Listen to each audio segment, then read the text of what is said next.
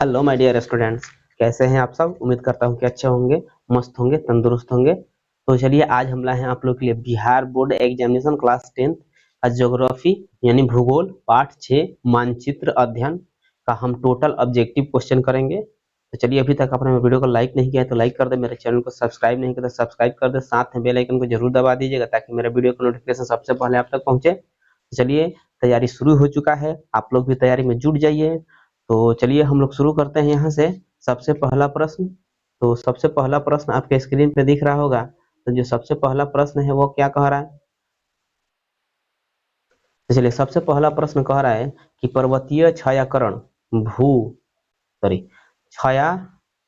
पहला प्रश्न हमारा आपके स्क्रीन पे आ चुका है। तो चलिए, पहला प्रश्न हमारा क्या कहता है वो देखते हैं।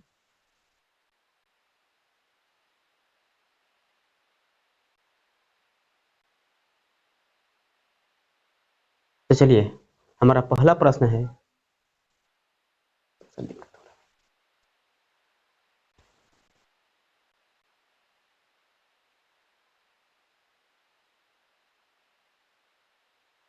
चलिए हमारा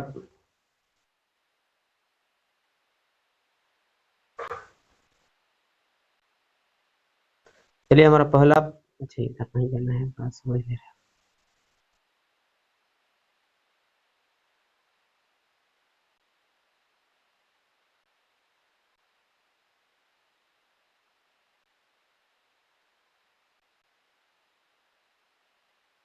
चलिए, हमारा पहला प्रश्न है, पर्वतीय छायाकरण विधि में भू आकृतियों पर किस दिशा में प्रकाश पड़ने की कल्पना की जाती है। ऑप्शन ए है उत्तर पूर्व, बी है पूर्व दक्षिण, सी है उत्तर पश्चिम और डी है दक्षिण पश्चिम। चलिए, आपका जो राइट आंसर है वो हो जाएगा उत्तर पश्चिम, यानी ऑप्शन सी हमारा सही जवाब हो जाएगा। नेक्स्ट क्वेश्चन की तरफ बढ़ते हैं। तो नेक्स्ट क्वेश्चन हमारा क्या कहता है, 2 नंबर प्रश्न कर ऊंचावच प्रदर्शन के लिए हैसियर विधि का विकास किसने किया था। ऊंचावच प्रदर्शन के लिए हैसियर विधि का विकास किसने किया था। ऑप्शन ए है गुटेनबर्ग, बी है लेहमान, सी है गीगर और डी है रीटर। चलिए, आपका जो राइट आंसर है वो हो जाएगा लेहमान, ऑप्शन बी वाला हमारा सही जवाब हो जाएगा। नेक्स्ट क्वेश्चन की तरफ बढ़ते हैं, 3 नंबर। तो 3 नंबर जो प्रश्न है वो कह रहा है कि तल चिन्ह की सहायता से किसी स्थान विशेष की मापी गई ऊंचाई को क्या कहते हैं। तल चिन्ह की सहायता से किसी स्थान विशेष की मापी गई ऊंचाई को हम क्या कहते हैं। ऑप्शन ए है स्थानिक ऊंचाई, बी है विशेष ऊंचाई, सी है समोच्च रेखा और डी है त्रिकोणमितीय स्टेशन। चलिए, आपका जो राइट आंसर है वो हो जाएगा स्थानिक ऊंचाई, ऑप्शन ए वाला हमारा सही जवाब हो जाएगा। नेक्स्ट क्वेश्चन की तरफ बढ़ते हैं। तो नेक्स्ट क्वेश्चन जो हमारा आता है आपके स्क्रीन पे 4 नंबर क्वेश्चन कह रहा है कि अस्तर रंजन विधि के अंतर्गत मानचित्रों में नीले रंग से किस भाग को दिखाया जाता है। आपका ऑप्शन हो जाएगा ए पर्वत, बी हो जाएगा पठार, सी हो जाएगा मैदान और डी हो जाएगा जल।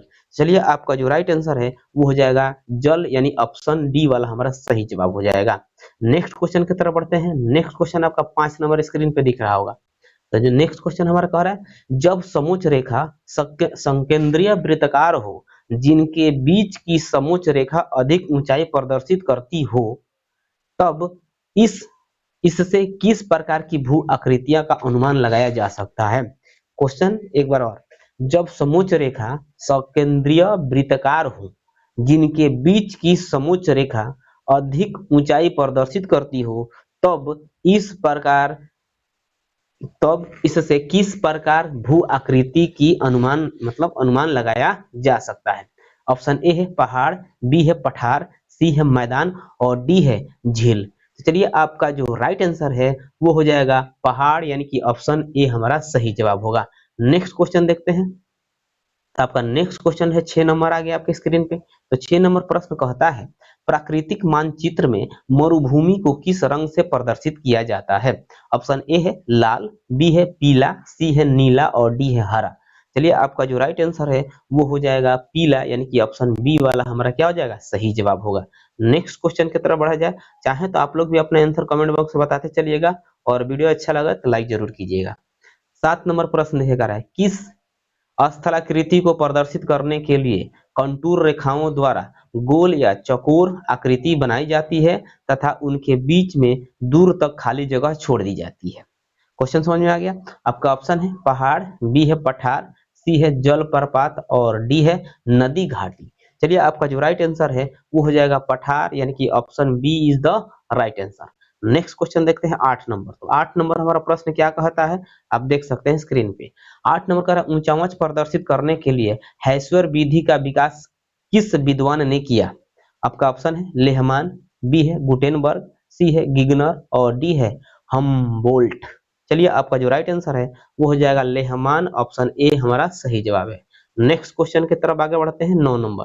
तो 9 नंबर जो प्रश्न है वो कह रहा है कि अस्तर रंजन विधि के अंतर्गत नीले रंग से किस स्थलाकृति को दिखाया? ऑप्शन ए है पहाड़, बी है पठार, सी है मैदान और डी है जलीय भाग। तो चलिए आपका आंसर हो जाएगा जलीय भाग, यानी कि जलीय भाग को नीले रंग से प्रदर्शित किया जाता है। तो option D is the right answer. Next question की तरफ बढ़ते हैं 10 नंबर। तो 10 नंबर प्रश्न कह रहा है पृथ्वी पर पाई जाने वाली भू आकृतियों में इनमें से क्या नहीं होता? ऑप्शन ए देख लीजिए लंबाई, बी चौड़ाई, सी मोटाई और डी गहराई। चलिए आपका जो राइट आंसर है वो हो जाएगा गहराई, यानी कि ऑप्शन डी, यानी कि भूमि पर पृथ्वी पर दिखाई जाने भू आकृतियों में से गहराई नहीं होता, नहीं ऑप्शन डी हमारा सही जवाब हो जाएगा। 11 नंबर क्वेश्चन देखिए क्या कहता है। 11 नंबर जो क्वेश्चन है वो कह रहा है कि हेस्यर विधि में अधिक ढलाऊ भाग कैसे माने कैसा दिखता है? हेस्यर विधि में अधिक ढलाऊ भाग कैसा दिखता है? ऑप्शन ए हो जाएगा सफेद, बी हो जाएगा काला, सी है नीला और डी है पीला। चलिए आपका जो राइट आंसर है वो हो जाएगा काला, यानी कि ऑप्शन बी आंसर हो जाला। नेक्स्ट क्वेश्चन देखते हैं 12 नंबर। तो 12 नंबर जो क्वेश्चन है वो क्या कह रहा है, अस्तर रंजन विधि के अंतर्गत हल्के कथई रंग से किस स्थलाकृति को दिखाया जाता है? ऑप्शन ए है पर्वत, बी है पठार, सी है मैदान और डी है गुफा। चलिए आपका जो राइट आंसर है वो हो जाएगा पर्वत, ऑप्शन ए वाला हमारा सही जवाब है। नेक्स्ट क्वेश्चन देखिए 13 नंबर। तो 13 नंबर क्वेश्चन कह रहा है कि अस्तर रंजन विधि के द्वारा बर्फीले क्षेत्र को किस रंग से दिखाया जाता है? ऑप्शन ए है पीला, बी है सफेद और ऑप्शन सी है नीला और डी जो है वो हरा है। चलिए आपका जो राइट आंसर है वो हो जाएगा सफेद, ऑप्शन बी हमारा सही जवाब है। नेक्स्ट क्वेश्चन की तरफ आगे बढ़ते हैं 14 नंबर। तो 14 नंबर प्रश्न क्या कहता है आप देख सकते हैं। चलिए 14 नंबर क्वेश्चन कह रहा है कि समुद्र की जल सतह सभी जगह कैसी होती है? ऑप्शन ए है बराबर, बी है ऊपर नीची, सी है कहीं ऊपर कहीं नीची, डी है सभी गलत। चलिए आपका जो राइट आंसर है वो क्या होता है बराबर होता है, नहीं ऑप्शन ए हमारा सही जवाब है। समुद्र की सतह सभी जगह कैसे दिखाई देती है? समुद्री जो जल होता है वो हर सतह पर कैसे दिखाई देता है? एकदम बराबर दिखाई देता है। बात समझ में आ रहा है ना, यानी कि ऑप्शन ए वाला हमारा सही जवाब है। नेक्स्ट क्वेश्चन देखते हैं 15 नंबर। तो 15 नंबर क्वेश्चन क्या कहता है, बीएम किसे प्रदर्शित करता है? ऑप्शन ए है स्थानीय ऊंचाई, बी है तल चिन्ह, सी है स्पॉट हाइट और डी है समोच्च रेखा। चलिए आपका जो राइट आंसर है वो हो जाएगा हमारा तल चिन्ह, यानी कि ऑप्शन बी वाला हमारा क्या हो जाएगा सही जवाब हो जाएगा। नेक्स्ट क्वेश्चन की तरफ बढ़ते हैं 16 नंबर। तो 16 नंबर प्रश्न हमारा क्या कहता है, तो 16 नंबर प्रश्न कह रहा है कि समोच्च रेखा द्वारा क्या प्रस्तुत किया जाता है? ऑप्शन ए है आकृति रेखा, बी है उच्च प्रदर्शन, सी है जल चिन्ह और डी है स्थानिक ऊंचाई। चलिए आपका जो राइट आंसर है हो जाएगा उच्च प्रदर्शन, ऑप्शन बी वाला हमारा क्या हो जाएगा सही जवाब हो जाएगा। समोच्च रेखा द्वारा उच्च प्रदर्शन को दिखाया जाता है। नेक्स्ट क्वेश्चन आपका आ गया स्क्रीन पे 17 नंबर। 17 नंबर क्वेश्चन कह रहा है कि इनमें ऊंचाई प्रदर्शन की सर्वोत्तम विधि कौन मानी जाती है? ऑप्शन ए है पर्वतीय छाया, बी है हाइस्वेयर, सी है कंटूर या समोच्च रेखा, सी है अस्तर रंजन। चलिए आपका जो राइट आंसर है वो हो जाएगा कंटूर या समोच्च रेखा, नहीं कि option C is the right answer. Next question देखिए 18 नंबर। 18 नंबर जो प्रश्न है वो कह रहा है कि खाड़ी ढाल को दिखाने समोच्च रेखा में कहाँ बनाई जाती है? खाड़ी ढाल को दिखाने समोच्च रेखा में कहाँ बनाई जाती है? आपका ऑप्शन है पास पास, बी है दूर दूर, सी है ऑप्शन आपका सी है इनमें से कोई नहीं। चलिए आपका जो राइट आंसर है वो हो जाएगा यानी कि दूर दूर, यानी कि ऑप्शन बी वाला हमारा क्या हो जाएगा राइट आंसर हो जाएगा। ठीक, सी इसमें से गायब हो चुका है।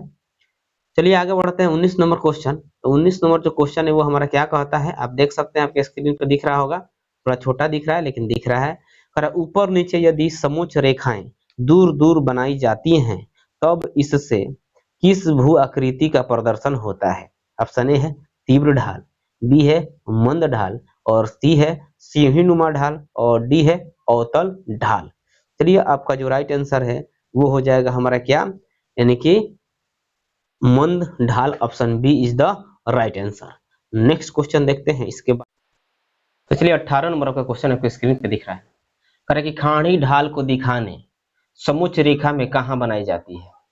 खाड़ी ढाल को दिखाने के लिए यानी कि समोच्च रेखा में कहाँ बनाई जाती है? तो चलिए आपका जो ऑप्शन है, ऑप्शन ए है पास पास, बी है दूर दूर, और डी है इनमें से कोई नहीं। सी ऑप्शन थोड़ा सा मिस्टेक हो गया है। तो चलिए इसमें जो आपका जो राइट आंसर है वो हो जाएगा इनमें से कोई नहीं, कि ऑप्शन डी वाला हम आंसर हम राइट करेंगे। ठीक है, नेक्स्ट क्वेश्चन देखिए, आगे बढ़ते हैं। 19 नंबर क्वेश्चन आपके स्क्रीन पे दिख रहा होगा। तो 19 नंबर जो क्वेश्चन है वो क्या कहता है आप देख सकते हैं। तो 19 नंबर क्वेश्चन हमारा कह रहा है कि ऊपर नीचे यदि समोच्च रेखाएं दूर दूर बनाई जाती हैं तब इससे किस भूमि आकृति का प्रदर्शन होता है? क्वेश्चन एक बार और ध्यान से आप समझेंगे।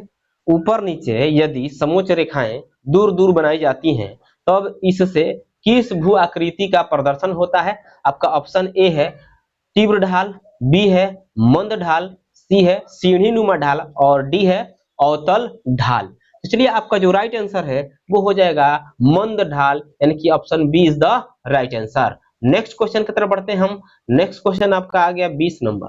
20 नंबर जो क्वेश्चन है वो कह रहा है कि पर्वतीय छायाकरण द्वारा ऊंचावच प्रदर्शित करने के लिए भू आकृतियों पर किस दिशा में प्रकाश पड़ने की कल्पना की जाती है? आपका ऑप्शन ए है उत्तर पश्चिम, बी है उत्तर पूर्व, सी है दक्षिण पश्चिम, और डी है दक्षिण पूर्व। चलिए आपका जो राइट आंसर है वो हो जाएगा उत्तर पश्चिम, यानी कि ऑप्शन आपका A is the right answer. Next question देखिए 21 नंबर। तो 21 नंबर क्वेश्चन हमारा क्या कहता है? पर्वतीय देशों के ऊंचावच को किस विधि द्वारा प्रभावशाली ढंग से दिखाया जाना अच्छा होता है? आपका ऑप्शन ए है तल चिन्ह, बी है स्थानिक ऊंचाई, सी है पर्वतीय छायाकरण, और डी है हैसुअर। चलिए आपका जो राइट आंसर है वो हो जाएगा आपका पर्वतीय छायाकरण। Option C is the right answer. Next question की तरफ बढ़ते हैं 22 नंबर। तो 22 नंबर जो क्वेश्चन है वो कह रहा है कि जब भूमि की ढाल को छोटी छोटी और सटी हुई रेखाओं से दिखाया जाता है तब उसे क्या कहा जाता है? आपका ऑप्शन ए है अस्तरंजन, बी है छायाकरण लेखक, सी है हैसुअर, और जो आपका डी है वो हो जाएगा समोच्च रेखा। चलिए आपका जो राइट आंसर है वो हो जाएगा यानी कि हैसुअर, यानी कि option number C is the right answer. यानी कि आपका आंसर जो है वो हो जाएगा option C is the right answer. हैसुअर आंसर हो जाएगा। क्लियर। नेक्स्ट क्वेश्चन की तरफ बढ़ते हैं। आइए 23 नंबर क्वेश्चन। तो 23 नंबर जो क्वेश्चन है वो कह रहा है कि आकार की समोच्च रेखाएं किस स्थलाकृति के प्रदर्शन के लिए खींची जाती है? आपका ऑप्शन ए है पठार, बी है बहुकूट, सी है ज्वालामुखी, और डी है झील। चलिए आपका जो राइट आंसर है वो हो जाएगा बहुकूट, यानी option B is the right answer. Next question की तरफ बढ़ते हैं 24 नंबर। तो 24 नंबर जो क्वेश्चन है वो क्या कहता है आप देख सकते हैं। कर छोटी महीन एवं खंडित रेखाओं को ढाल की दिशा में खींचकर ऊंचावच प्रदर्शन की विधि को क्या कहा जाता है? छोटी महीन एवं खंडित रेखाओं की ढाल की दिशा में खींचकर ऊंचावच प्रदर्शन की विधि को क्या कहा जाता है? तो आपका ऑप्शन ए है अस्तरंजन, बी है पर्वतीय छायाकरण, सी है हैसुअर, और डी है तलचिन्ह। चलिए आपका जो राइट आंसर है वो हो जाएगा हैसुअर। Option number C is the right answer. Next question की तरफ बढ़ते हैं 25 नंबर। 25 नंबर क्वेश्चन कह रहा है कि छोटी मापनी के मानचित्रों में ऊंचावच प्रदर्शन के लिए किस विधि का सहारा लेना उपयुक्त होता है? आपका ऑप्शन ए है अस्तरंजन, बी है हैसुअर, सी है तलचिन्ह, और डी है पर्वतीय छायाकरण। चलिए आपका जो राइट आंसर है वो हो जाएगा पर्वतीय छायाकरण। Option D is the right answer. Next question देखिए। नेक्स्ट क्वेश्चन आता है आपका 26 नंबर। यहाँ 20 लिखा गया है, इसके लिए मिस्टेक हो गया है, यानी कि ये 26 नंबर क्वेश्चन हो जाएगा। 26 नंबर क्वेश्चन कर रहा है कि कौन विधि ऊंचावच प्रदर्शन की विधि नहीं है? ऑप्शन ए है हैसुअर, बी है समोच्च रेखा, सी है अंक विधि, और डी है रंग विधि। आपका जो राइट आंसर है वो हो जाएगा अंक विधि। Option number C is the right answer. Next question की तरफ बढ़ते हैं, यानी कि ये जो क्वेश्चन हमारा है 27 नंबर है। 27 नंबर क्वेश्चन कह रहा है 27 नंबर क्वेश्चन हमारा कह रहा है कि तल चिन्ह के संदर्भ में किसी स्थान की मापी गई ऊंचाई को क्या कहा जाता है? तल चिन्ह के संदर्भ में किसी स्थान की मापी गई ऊंचाई को क्या कहा जाता है? आपका ऑप्शन ए है स्थानिक ऊंचाई, बी है पहाड़, सी है बेंचमार्क और सी है पठार। चलिए आपका जो राइट आंसर है वो हो जाएगा स्थानिक ऊंचाई, यानी कि option number A is the right answer. तो चलिए ये था आज का हमारा एक्सरसाइज 6 का टोटल 27 ऑब्जेक्टिव इंपॉर्टेंट प्रश्न। तो चलिए कैसा लगा ये वीडियो? वीडियो अच्छा लगा तो लाइक करें, कमेंट करें, अपने दोस्तों में ज्यादा से ज्यादा शेयर करें। मेरे चैनल पर नए हैं तो मेरे चैनल को सब्सक्राइब कर ले, साथ में बेल आइकन को जरूर दबा दीजिएगा ताकि मेरे वीडियो का नोटिफिकेशन सबसे पहले आप तक पहुंचे। और मैं फिर अगले वीडियो में मिलता हूँ अगले चैप्टर के साथ, यानी कि हमारा ये जो ज्योग्राफी का चैप्टर है टोटल कंप्लीट हो गया है। अब इसके बाद हम लोग पढ़ेंगे आपदा, अर्थव्यवस्था, राजनीतिक वगैरह, ये सब चैप्टर का हम लोग अध्ययन करेंगे। तो चलिए फिर मिलते हैं अगले वीडियो में, तब तक के लिए जय हिंद जय भारत।